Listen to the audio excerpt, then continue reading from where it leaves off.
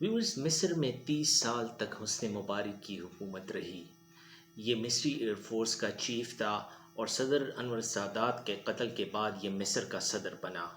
ये 1981 में मिस्र के सदारती मनसब पर फाइज हुआ और आने वाले 30 साल तक ये मिस्र का सदर रहा। लेकिन साल 2011 में मिस्र में बड़े पैमाने पर अवामी एहतजाज शुरू हो गए।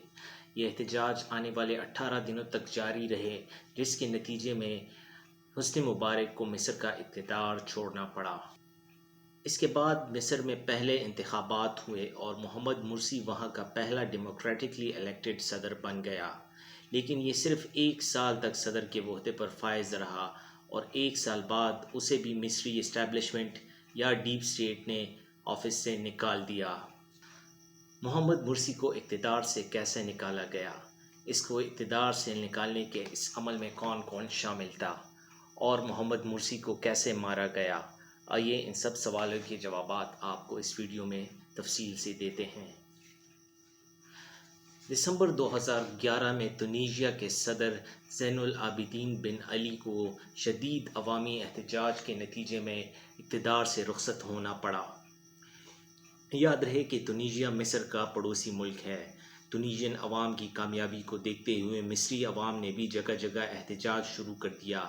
इस एहतजाज का मकसद मिस्र में डिक्टेटरशिप का ख़ात्मा और इसकी जगह एक फ्री एंड फेयर इलेक्शन का इनेकाद था। ये एहतजाज आहिस्ता आहिस्ता बढ़ गया। इसमें ज़्यादातर नौजवान थे जिन्होंने सोशल मीडिया को इस्तेमाल करते हुए 25 जनवरी को पूरे मुल्क में एक बड़े एहतजाज का ऐलान किया। अवाम के इस समंदर को देखते हुए सदर हुस्न मुबारक की हुकूमत ने इनसे मुज़ाकरात किए और इनके कई मुतालबात भी मान लिए, लेकिन इसके साथ साथ इन पर शदीद तशद्दुद भी होता रहा। आने वाले कुछ दिनों में सिक्योरिटी फोर्सेस और मुजाहिरीन में शदीद झड़पें हुई, जिनमें दोनों अतराफ से कई लोग मारे गए। लेकिन हालात को ख़राब होता देख के सिक्योरिटी फोर्सेस या फ़ौज ने ऐलान किया कि अब वो मज़ीद अवाम पे तशद्दुद नहीं करेंगे। इसका मतलब ये हुआ कि सदर हुस्न मुबारक का अब अपनी फ़ौज पे कंट्रोल ना रहा। 25 जनवरी के एहतजाज के सिर्फ 17 रोज़ बाद और फ़ौज की जानिब से सदर का साथ छोड़ने की वजह से सदर हुस्न मुबारक ने इक़्तिदार सीनियर फ़ौजी ऑफिसर्स के एक काउंसिल के हवाले किया और यूँ मिस्र में हुस्न मुबारक के 30 साला इक़्तिदार का सूरज ग़ुरूब हो गया। अब अगला मरहला मुल्क में इंतखाबात का था। यह मिस्र की तारीख़ में कई दिहाइयों बाद इलेक्शंस होने वाले थे। इन इलेक्शंस में अख़वानुल मुस्लिमीन या मुस्लिम ब्रदरहुड ने कामयाबी हासिल की और मोहम्मद मुर्सी मिस्र की तारीख़ का पहला डेमोक्रेटिकली इलेक्टेड सदर बन गया। लेकिन सदर के हल्फ उठाने से पहले ही मिस्र की सुप्रीम कोर्ट और अबूरी फ़ौजी हुकूमत ने उसके लिए कई मुश्किलात खड़ी कर दी हैं। 17 जून को पूरी फ़ौजी हुकूमत ने एक हुक्मनामा जारी किया। इस हुक्मनामे के नतीजे में इलेक्टेड सदर जो कि मोहम्मद मुर्सी था के इख्तियारात में बहुत ज़्यादा कमी कर दी गई। इससे एक और बात भी वाज़ेह हो गई कि अबूरी हुकूमत की इलेक्टेड हुकूमत को इख्तियारात की मुंतकली का कोई इरादा नहीं था। इन हालात में 30 जून 2012 को मोहम्मद मुर्सी ने अपने ओहदे का हल्फ उठा लिया। अब मोहम्मद मुर्सी की हुकूमत शुरू हो गई, लेकिन वो अब भी काफ़ी हद तक अबूरी फ़ौजी हुकूमत के ज़ेरे असर था। लिहाजा अपने सदारती इख्तियारात को इस्तेमाल करते हुए उसने एक ही झटके में कई सीनियर मिलिट्री ऑफिसर्स को उनके ओहदों से फ़ारिग कर दिया। इसके साथ साथ उसने 17 जून के कॉन्स्टिट्यूशनल ऑर्डर को भी उड़ा के रख दिया। मुर्सी का मकसद ख़ुद को बतौर सदर असर्ट करना और अपनी अथॉरिटी को मनवाना था। मुर्सी तो इक़्तिदार में आ चुका था, लेकिन एक हकीकत अब भी वाज़ेह थी, वो ये कि मिस्र में अभी तक डीप स्टेट का असर व रसूख अपनी जगह पर मौजूद था और आने वाले दिनों में मुर्सी को इसी डीप स्टेट से कई सियासी लड़ाइयाँ लड़नी थी। अगस्त 2012 में मोहम्मद मुर्सी ने अपने army chief general Mohammad Hussain तंतावी को उसके ओहदे से हटा दिया। याद रहे, आर्मी चीफ को आप डीप स्टेट या इस्टेब्लिशमेंट का सरबराह भी कह सकते हैं। इसकी जगह मोहम्मद मुर्सी ने जनरल सीसी को मिस्र का नया आर्मी चीफ और डिफेंस मिनिस्टर लगा दिया। व्यूअर्स, दुनिया भर में सियासतदान इलेक्शन कैंपेन्स के दौरान अवाम से बड़े बड़े वादे करते हैं। मोहम्मद मुर्सी ने भी अपने अवाम से अपनी इलेक्शन कैंपेन के दौरान कई वादे किए। یہ کہنا بھی غلط نہ ہوگا کہ ان وعدوں کا ایک مقصد شاید عوام سے ووٹ لینا بھی تھا، لیکن اقتدار میں آنے کے بعد وہ ان وعدوں پہ عمل کرنے میں ناکام رہا۔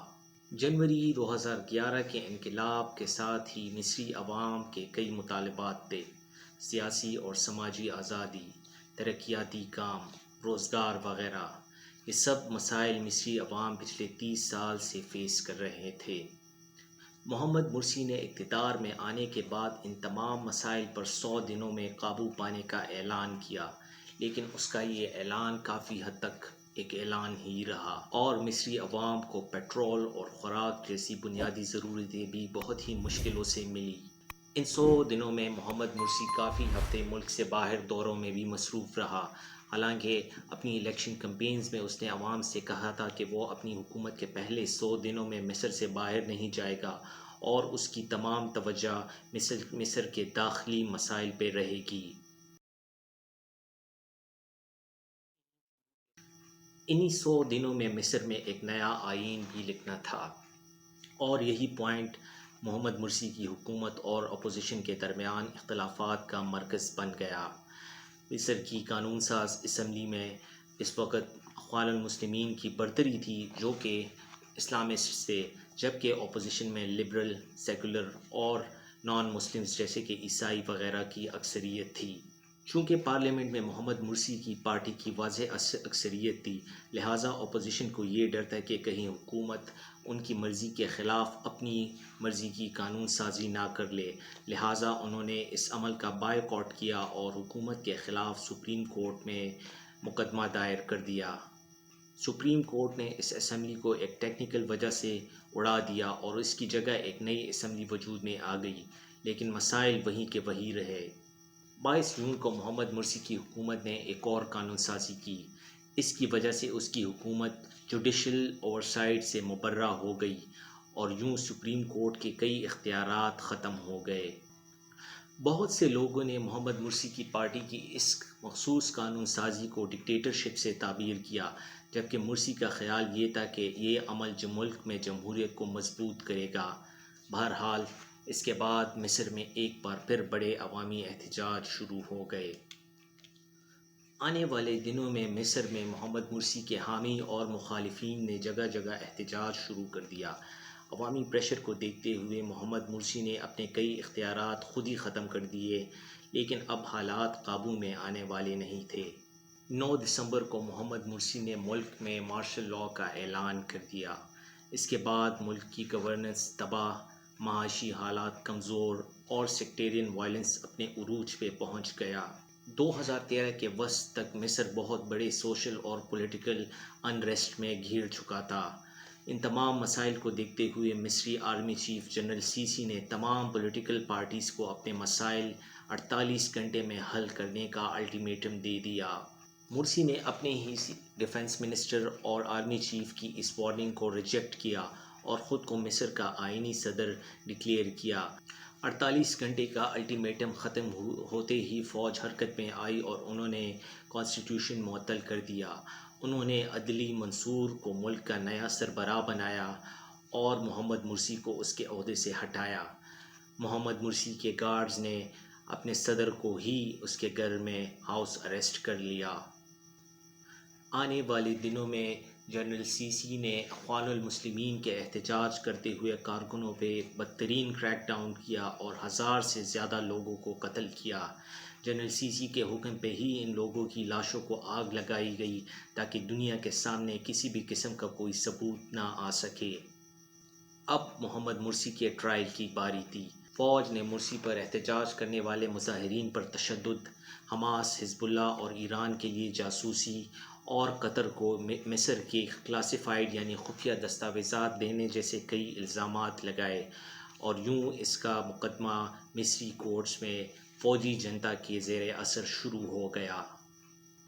اب محمد مرسی کے ٹرائل کی باری تھی۔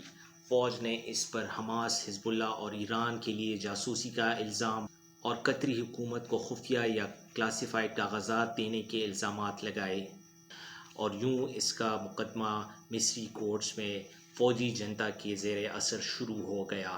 محمد مرسی کا ٹرائل ہوا اور اسے موت کی سزا سنا دی گئی، لیکن کچھ عرصے بعد اس کی سزا کم کر کے اسے عمر قید کی سزا دی گئی۔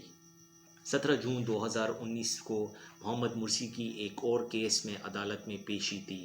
انہی دنوں میں اسے جیل میں کئی قسم کی بیماریاں لاحق ہو چکی تھی، لیکن فوجی جنتا نے اسے کسی بھی قسم کا علاج دینے سے انکار کیا۔ عدالت میں پیش ہونے کے صرف 7 منٹ بعد ہی محمد مرسی کو دل کا دورہ پڑا، اور یوں مصر کی تاریخ کا سب سے پہلا ڈیموکریٹکلی الیکٹڈ صدر انتہائی افسوسناک حالات میں اس دنیا سے چلا گیا۔